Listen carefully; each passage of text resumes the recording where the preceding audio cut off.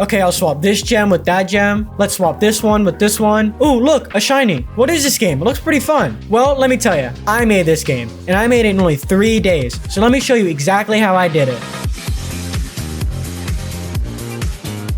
So I participated in Ludum Dare 51. For those of you who don't know, Ludum Dare is a game competition, more specifically a game jam, where you have either 2 days or 3 days to make a game, depending on which one you join. The 2-day competition, you have to do alone and provide all the source code to show that you made it from scratch. The 3-day competition, you also need to make everything from scratch, but this one you can work with a team. I did the 3-day competition. I ended up with a game called Gemstones. If you want to try the game out, go to the link in the description to try it yourself. Now we had to make all these games around a theme. So the theme this year was every 10 seconds. And right off the bat, I hated this theme. I didn't want to make a stressful game this time around. I wanted it to be a relaxing game. So I took this theme in a little more abstract direction. I was going to make a matching puzzle game, and every 10 pairs that you match, something will happen. And you might be wondering, how the hell does this fit the theme? Well, let me explain it to you. Whenever you're at a buffet and you're done eating your first plate of food, what do you say? You tell whoever you're with that I'm going to go up for second. In this, you're implying you're going up for the second time. And when you're in a race, there's first, second, and third, which is 1, 2, and 3. So every 10 seconds, something will happen. I took seconds as a 2. So every 10 pairs of gems, you're going to get a new tile to place down on the board. Now, judging off the feedback I'm given, I'm probably going to get a very low score when it comes to the theming, but whatever. I made a fun game. So to start off, I need to get the spawning system working, along with the matching. So the player will start off with this 3x3 grid, and random gems will spawn on each tile. I got the system working where they can move tiles around. They click on one tile and click on another, and those 2 gems are going to swap. And now this is where I had to get the main mechanic in. Each gem is going to have its own unique movement pattern. This yellow triangular gem will be able to move in any of the directions. This red gem will move only to adjacent tile, while this blue gem will be diagonal tile. And as the player gets more score and matches more gems, harder and harder gems are going to start to spawn, each with their own movement pattern. This creates a difficulty curve where over time the board will start filling out with many types of gems, and the player will need to use their moves strategically to try to match the gems together. The player will get 25 moves to get the best score possible. So now that I had this selection system working and the grid system working, I next worked on the system of adding new tiles. I just have these blank tiles around the board. Whenever you reach 10 pairs of gems, these 10 tiles are going to pop up, and then the player can click any of them to place a new tile down. Now that I had this system in place, I had the basic core loop of the game in, and this was all within the first day. After I had these core systems in, I wanted to get the art down along with the music and sound effects. So I hopped over to Photoshop and I drew up all of these gems. The triangle, the square, the diamonds, the coal, all of it. I wanted a style that was very easy to read. And so I went with thick outlines, but I still wanted a hand-painted style. So I just used this brush that Photoshop has to give it almost a grainy sort of look. Now that I had all the gems drawn out, I got them into the game. And then I also drew up this dirt tile. And this already made the game look 10 times better. From there, I started to add a little bit of polish because I wanted the game to feel very nice to play. If you think of a game like Candy Crush, it's just filled with particles and satisfying sound effects. So I had the gems rotate and shrink a little bit when you pop them. Also, when you move gems, I added a trail behind them. This already made the game feel way nicer to play. I also added in the simple UI with the score, the amount of moves that they have left, and the pairs. From here, I started to flesh out the UI further. I added onto the right side so the player can see how each gem moves. And this would just help since it's a game jam, you want the player to not be very confused. I also added a progress bar to the top right so the player can see the next gem that's going to come up and how close they are to getting this next gem. I also wanted to get a new background in. So up till this point, it was just a solid color. So I drew up this background where the background is just basic dirt with a minecart on the left side and a small lantern on the right side. I also added some smoke that'll slowly move in the background just to give a more moody feel. Over the course of the game, this minecart on the left side will fill up with all the gems that you collect. Now that I had the game looking a bit nicer and a bit easier to read, I wanted to just polish it even further. So I started to add a lot of particle effects. Whenever you destroy 2 gems, a bunch of particles will come out. Whenever a new tile appears, a bunch of smoke particles will come out. Whenever you place a new tile, there'll also be more particles. I just had particles going everywhere. This helped make the game feel a lot nicer to play, because clicking tiles is basically the entire game. Now I'm 2 days in and I have a fully working game, decent art, and I need to think of what I need to add next. That's where I started looking into sound effects. I didn't want to spend a lot of time on sound, as I spent a lot of time on sound last game jam I did. So I made 4 basic hover sound effects for when you hover over a gem. I also made 4 different pop sound effects, since you're going to be destroying a lot of gems. I didn't want these to feel repetitive. I also made a little chime for whenever you get a new tile, just to signify when the player can place a new tile. All these sound effects felt really good to use in the game. I also spent around 30 minutes on a small musical track. I wanted it to be a very chill track, just so players can relax a little bit. And here's what that sounded like.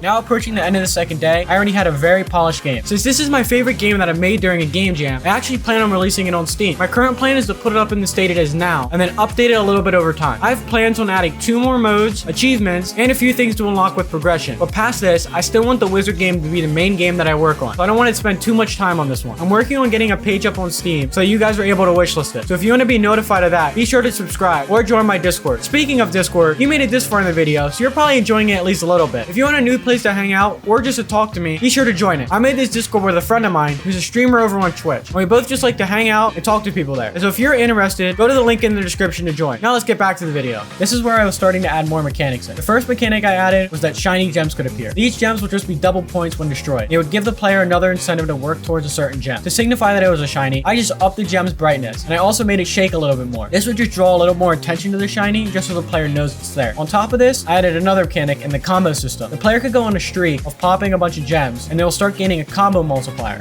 This just incentivizes the player to think ahead a little bit more, as if they get a huge combo going, they're just going to get a lot more score overall. I also made a little sound effect for when their combo increases. This just made the feedback loop feel really great to play. Now I had one more day remaining. For this last day, I wanted to make sure no one got confused with my game, since it is technically a puzzle game that's probably going to be pretty confusing for most people. I spent this entire last day working on a tutorial. I wanted an interactive tutorial. So I started off with the player having to move 2 gems and continue further in the tutorial. I then showed the player how they destroy gems by matching 2 together. I then explained 2 more things on the right side before opening it up for them. I didn't want to overload the player with too much information off the start, so I wanted to keep the beginning very short. From there, I wanted the tutorial to help the player along. So whenever their first shiny appears, they will get a little tutorial pop up. Whenever their first thing of coal appears, another tutorial thing will pop up. It just helps introduce mechanics over time and not overwhelm the player right off the bat. And along this entire process, I've been playtesting it and sending it to others to playtest. This just helped me find any bugs and get rid of them pretty early on. So now that I was approaching the end of the time, I just wanted to add a lot more polish. I made a quick list on my phone of everything I wanted to add in, such as being able to change the volume of the music, the volume of the effects, and other little polishing features. I just went down this list and started to work on each feature along the way. Once I had most of them done, I submitted my game, and I still had around an hour and a half left. I wasn't going to add anything else to it, but it was nice to be able to submit early so I didn't have to stress about it last second. Overall, this is my favorite game that I've made for a game jam. I think what really helped me along the way is that I was able to get the core mechanics in early on and polish up very early on. This left the entire last day for me to just play the game and polish it up even further and just make a good experience. Once again, if you want to try the game out, go to the link in the description to try it out yourself. Each game can take around 5 minutes to the whole way up to around 25 minutes, depending on how well you do. See if you can beat my top score of 623,000, and let me know in the comments if you do beat it. So far, the highest score I've seen is 1,579,000 by @Nardandis. If you think you can get a higher score than this, let me know in the comments if you do. And now I'm just waiting on the rating period to be over. I'll include the results of the ratings in my next devlog. I've already played through a ton of games, and there have been some really good ones this jam so far. And overall, the turnout has been great.